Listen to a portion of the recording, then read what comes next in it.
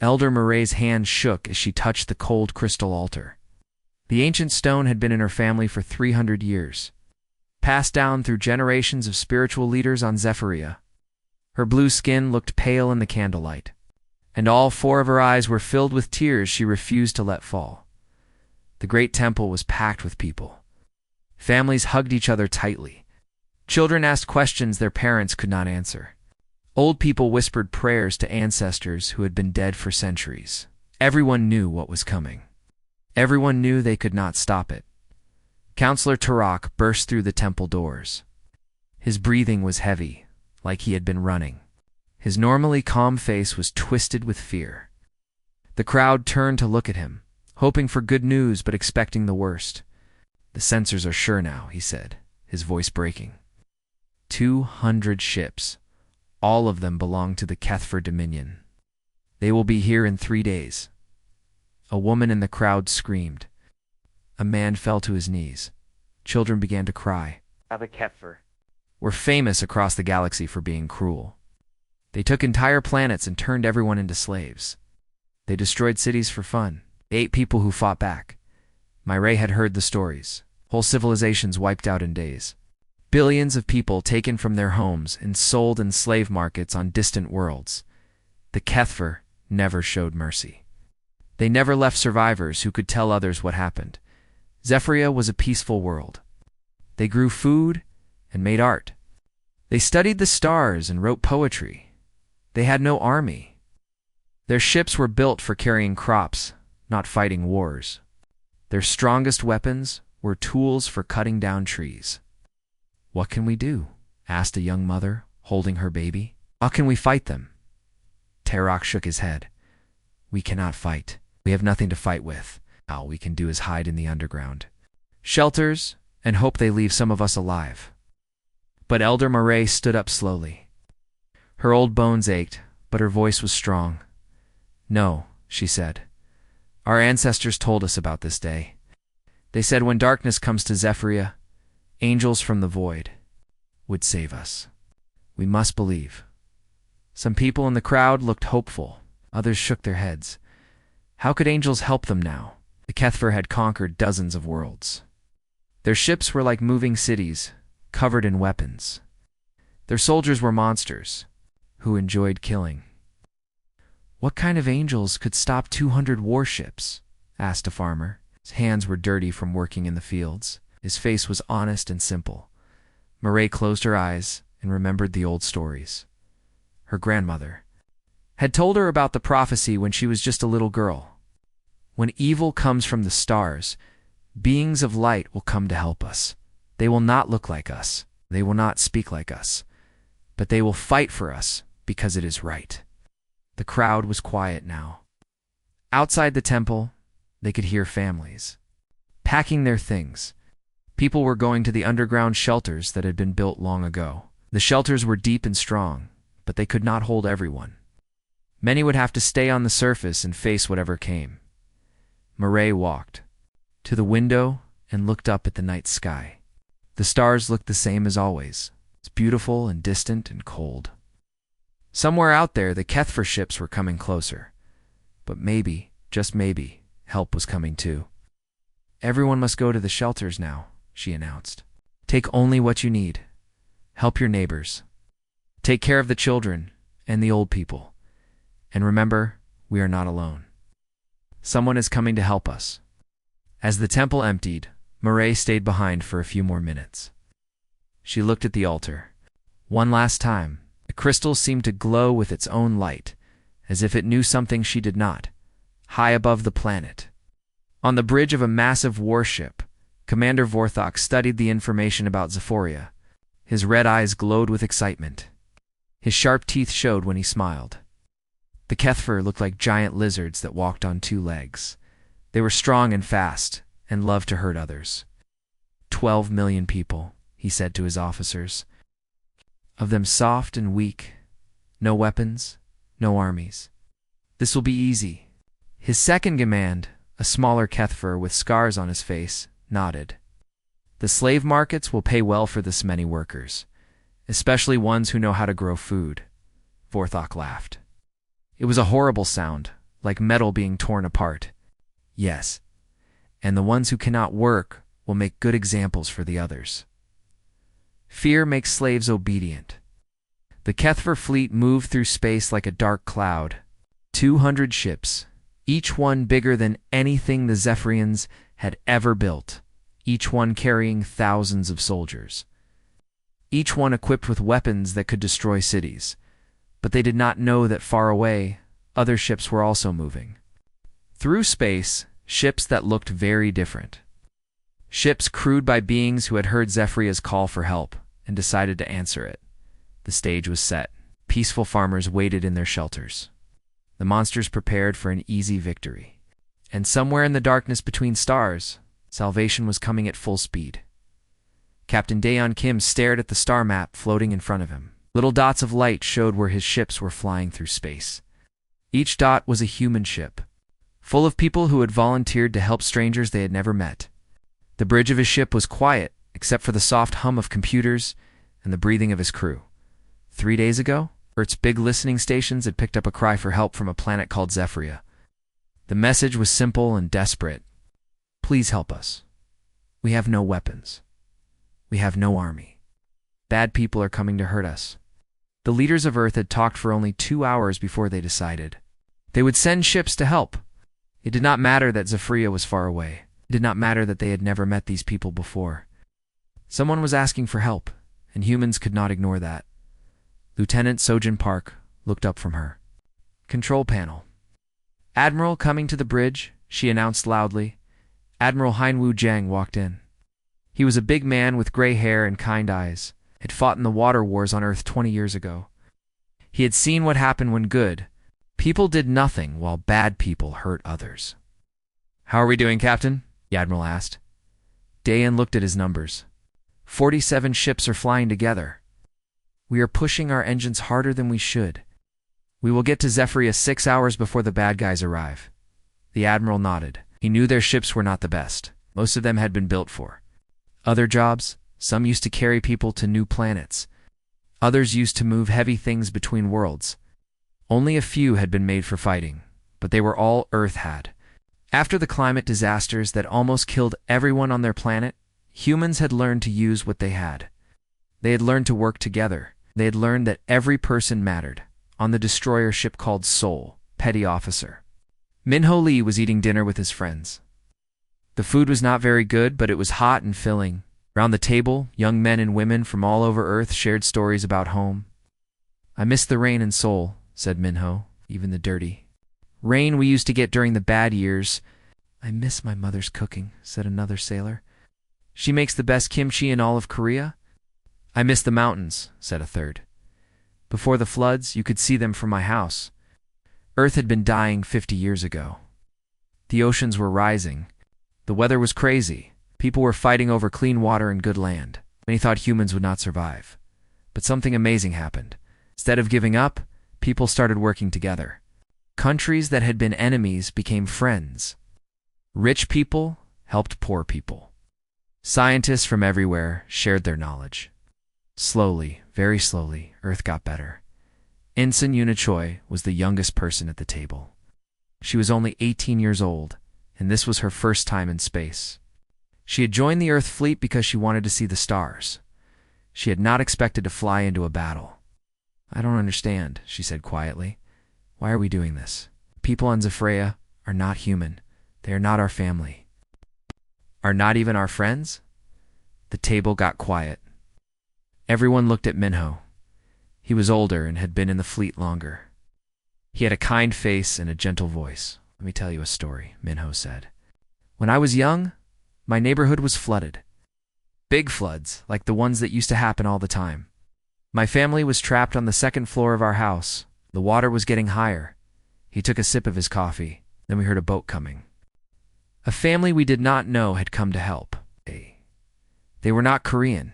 They were not even from our city. But they saw people in trouble, and they came to help. What happened? Asked Yuna. They saved us. They took us to higher ground. They gave us food and dry clothes. They did not ask for money. They did not ask for anything. When I asked the father why he helped us, he said something I will never forget.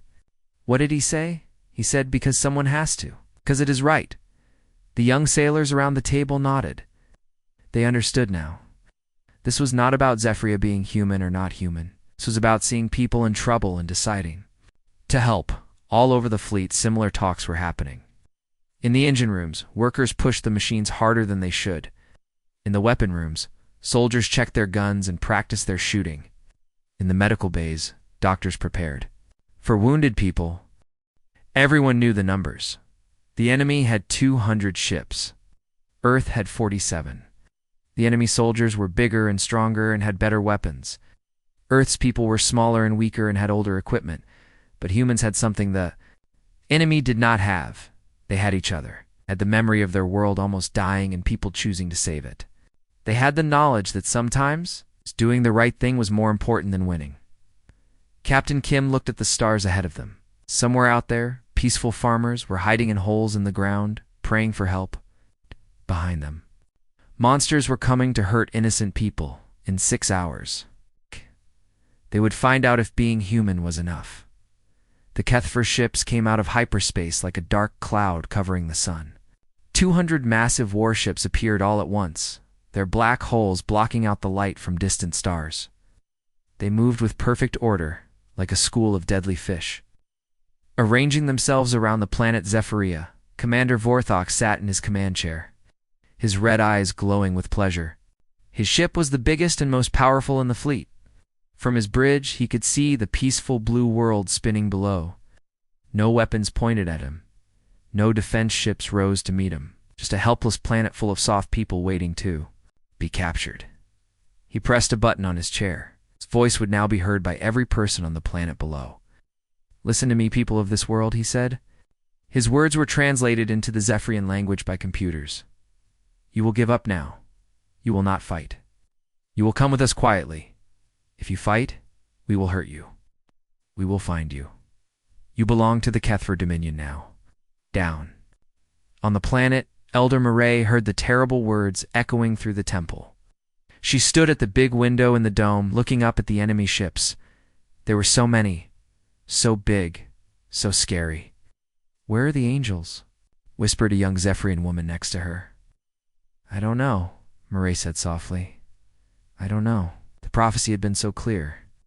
In their darkest hour, beings of light would come from the void to save them. But the sky was full of dark ships that wanted to hurt them. Where were their saviors? Then something strange happened. The space around the planet began to shimmer and wave, like heat rising from hot ground. The air itself seemed to bend and twist suddenly. 47 new ships appeared. They came out of hyperspace fast, their engines glowing bright white. These ships looked nothing like the smooth, curved Kethfer vessels. They were angular and rough, like boxes with engines attached. They had scratches and dents on their hulls. Some had patches welded over holes. They looked like they had been built in someone's garage. But they were there. They had come. On the bridge of his ship, Captain Daeon Kim looked at the screen showing all the enemy ships. There were so many of them. His hands were sweating, but his voice was calm. "Lieutenant Han," he said to his communications officer, "are the Kethfer trying to talk to us?" Lieutenant Jiwon Han looked at her control panel. "Yes, sir. The big ship is sending us messages. They want us to surrender. They seem confused about why we are here." Kim nodded. "Open a channel to the planet first. The people down there need to know help has arrived." Han pressed some buttons. "Channel open, sir." Kim took a deep breath. "People of Zephyria, this is Captain Kim of the Terran Defense Coalition. We received your call for help. We are here to protect you. Stay in your underground shelters. We'll handle this." Down in the temple, Elder Murray stared at the new ships in confusion. These were the angels from the prophecy. They did not look like beings of light. They looked like machines built for war. They were covered in weapons and armor. They had no grace, no beauty. Angels, she whispered to herself. These look more like demons made of metal and fire, but they had come. Just as the prophecy said, help had arrived from the void. Maybe angels did not always look the way people expected them to look. On his ship, Commander Vorthok studied the new arrivals with interest. His computers were trying to understand what kind of ships these were, but they had never seen anything like them before. The technology was unknown. The weapons were strange. The design was ugly, but looked strong. "Only 47 ships," he said to his officers. "Against our 200, these Terrans must be very stupid or very brave." His second-in-command, scarred Kethfer warrior, nodded. "Should we destroy them quickly, Commander?" "Not yet," Vorthok said. "I want to talk to them first. I want to understand what they think they can do." He opened a communication channel to the human ships. "Unknown vessels. This is Commander Vorthok of the Kethfer Dominion. You are interfering with our operation. Leave now, or you will be destroyed." Captain Kim received the message on his bridge. His crew looked at him, waiting for orders. Knew they were outnumbered. Everyone knew this was dangerous, but they had come too far to turn back now. "Open a channel to the Kethfer commander," Kim said. "Channel open, sir." Kim's voice was steady and strong. "Commander Vorthok, this is Captain Kim of Earth. We are here to protect the people of Zephyria. You will leave this system immediately, or we will make you leave." Vorthok laughed. It was a horrible sound that made his crew shiver. "You will make us leave. You have 47 ships. We have 200. You have never seen war like we bring. Surrender now, and we will kill you quickly." "No," Kim said simply. "We will not surrender. We will not leave. And we will not let you hurt these people." The two fleets faced each other in the darkness of space. The Kethfer ships were bigger, newer, and more numerous. The human ships were smaller, older, and badly outnumbered. But the humans had something the Kethfer did not understand.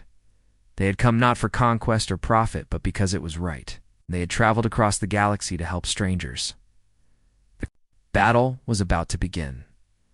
Commander Vorthok was getting tired of talking. These humans were too stupid to understand how badly they were outnumbered. It was time to show them what the Kethver Dominion could do. "Squadron 7, he ordered into his communicator. "Go around the human ships. Start bombing the planet. Show these fools what happens when they interfere with us." 12 big Kethver ships broke away from the main group. They started flying toward Zephyria, their weapons charging up to blast the cities below. The people hiding underground would feel the ground shake. They would know their so-called angels had failed. But Captain Kim was watching. "All ships, attack now," he shouted. "Protect Zephyria no matter what." What happened next surprised everyone, even the humans themselves. The human ships moved like they were one big animal instead of 47 separate vessels. When one ship turned left, 3 others turned with it. When one ship fired its weapons, 5 others fired at the same target. They worked together like they had practiced this dance 1,000 times. A big cargo ship called the Mumbai suddenly opened up like a flower. Hidden doors slid open, and thousands of tiny robot drones poured out. These were mining drones, built to dig up rocks on asteroids. But now they swarmed around the Kethver fighters like angry bees, crashing into them. And exploding, the Kethver pilots had never seen anything like it. Their big, powerful fighters were being destroyed by tiny robots that cost almost nothing to build. Another human ship, one that used to carry families to new planets, suddenly started jamming all the Kethver radio signals. Yet the enemy ships could not talk to each other anymore. They were flying blind and deaf. "What is happening?" Vorthok roared at his officers. "Why can't we coordinate our attacks?" "The humans have electronic warfare systems we've never seen before," his communication officer replied. "They're using civilian technology in military ways." Captain Soyan Nam was having the worst day of her life. Her destroyer ship, the Busan, was surrounded by 3 huge Kethver cruisers. Each one was twice the size of her ship. Their weapons were charging up to blow her apart. "This is Captain Nam," she said into her radio. "I need help. I'm surrounded and taking heavy fire." She expected to die alone. In most space battles, when a ship was surrounded, it was abandoned. Other captains would save themselves and let the trapped ship die. But these were humans. "Nam, this is Captain Lee on the Incheon. We're coming to get you." "This is Captain Park on the Daegu. Hold on, we're almost there." 2 human ships flew straight toward the Kethver cruisers. Knew they? would be shot at. They knew they might die, but they could not let their friend fight alone. The Kethfer ships turned their big guns on the rescue ships. Explosions lit up space like fireworks. The human ships took terrible damage, but they kept coming. They put themselves between the enemy and Captain Nom's ship, using their own holes as shields. "Get out of here, Nom," Captain Lee shouted over the radio. "We'll hold them off." Commander Vorthok watched this happen on his main screen. His computer was trying to understand what the humans were doing, but it could not. The computer kept showing error messages. "Why are they doing this?" he asked his second-in-command. "Why sacrifice 2 ships to save 1? It makes no sense. In Kethfer culture, the strong survived and the weak died. Every warrior fought for himself. If you were surrounded and outnumbered, you died alone. That was the way of things, but humans were different. They fought for each other. The battle was not going the way Vorthok had planned. His ships were bigger and stronger, but the humans were working together in ways that confused his warriors. Every time his forces tried to attack one human ship, 3 others would come to help. Then something happened that changed everything. Captain Kim's ship, got the Defiant, had been hit by many enemy weapons. His engines were dying. His weapons were broken. Smoke filled the bridge and his crew was injured, but Kim saw something on his screen that made him smile. His ship was drifting toward Vorthok's flagship. If he could ram it, if he could crash his ship into the enemy command vessel, he might be able to cripple the entire Kethfer fleet. "All hands abandon ship," he said calmly into his communicator. "Get to the escape pods. Transfer to the other ships." Lieutenant Sojin Park stared at him with wide eyes. "Captain, you can't stay here. You'll die." "Someone has to guide the ship into the target," Kim said. "Someone has to make sure we hit them right. And someone has to make sure Vorthok doesn't. Escape to tell other Kethfer fleets about our tactics." "Sir, please, that's an order, Lieutenant. Take care of the crew. Tell them they did good work today." Park's eyes filled with tears, but she saluted. "Yes, sir." The crew ran for the escape pods. Kim sat alone on his bridge, watching the enemy flagship grow larger on his screen.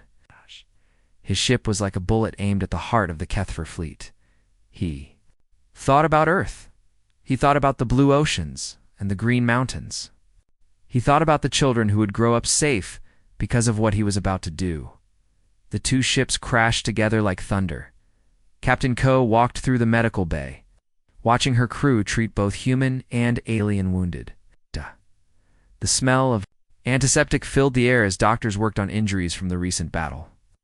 What surprised her most was seeing human medics carefully bandaging the wounds of Kethfer. Warriors who had tried to kill them just hours before, Commander Vorthok sat on a medical bed, his thick arm wrapped in white bandages. His yellow eyes followed the human medics with confusion. These creatures made no sense to him. No. In his world, the weak died and the strong survived. There was no middle ground. Why do you help us?" he asked Koei when she stopped beside his bed. "We came to destroy your friends. You would have enslaved them all." Ko looked at the alien commander. His face was scarred from many battles, and his tusks gleamed under the medical bay lights. "Because you need help," she said simply. "What we do?" The answer frustrated Vorthok. "This is weakness. In my culture, we finish our enemies." "Maybe that's why you're sitting here with a broken arm instead of winning wars," Dev replied, then walked away to check on other patients. An hour later, Elder Murray arrived on the ship. The old Zephyrian woman moved slowly through the corridors, her long robes flowing behind her. She had lived for over 200 years. She had never seen anything like this human vessel. Ko met her in the main corridor. The human captain looked tired. Dark circles shadowed her eyes, and her uniform was stained with grease and sweat.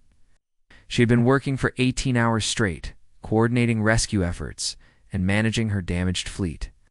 "You came to save us," Myrei said, studying Ko's face. "But you are not what our prophecy described." Ko laughed, but there was no humor in it. "I bet your angels didn't have dirty uniforms and calloused hands." Myrei smiled. "Perhaps that is exactly what real angels look like. People who choose to help others even when they are tired and hurt." They walked together to the observation deck. Through the large windows, they could see the wreckage of the battle. Broken ships floated in space like metal graves.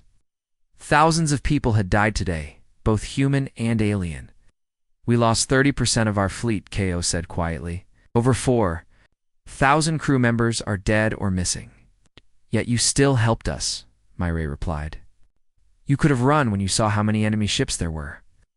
Ko watched a human rescue ship pull survivors from a damaged Zephyrian vessel. We don't run when people need help. It's not who we are. So over the following weeks, something new began. Humans and Zephyrians started working together in ways neither species had imagined. The Zephyrians knew how to grow food in difficult conditions and how to heal using natural methods. The humans knew how to build machines and organize large groups of people. Commander Vorthok watched this cooperation with growing amazement. His broken arm healed quickly under human medical care, but his understanding of these strange creatures grew slowly. They shared their food with former enemies. They taught their technology to people they had just met. They asked for nothing in return except friendship. Your people are insane, he told Ko one day as they watched human engineers help repair. A Zephyrian transport ship, probably, Ko agreed. But it works for us. 6 months later, the new alliance faced its first test. A distress signal came from a star system 3 weeks away. Pirates were attacking a peaceful trading colony. The colonists were asking for help. Ko stood on the bridge of her repaired ship as the combined human-Zephyrian fleet prepared to leave. Beside her, Elder Murray operated a communication console.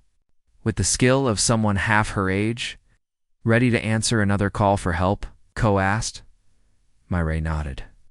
The prophecy spoke of angels coming from the stars. I think it just forgot to mention they would be human. The fleet jumped to hyperspace, carrying hope to another group of strangers who needed help. In the cargo holds, human marines checked their weapons, while Zephyrian medics prepared their healing supplies.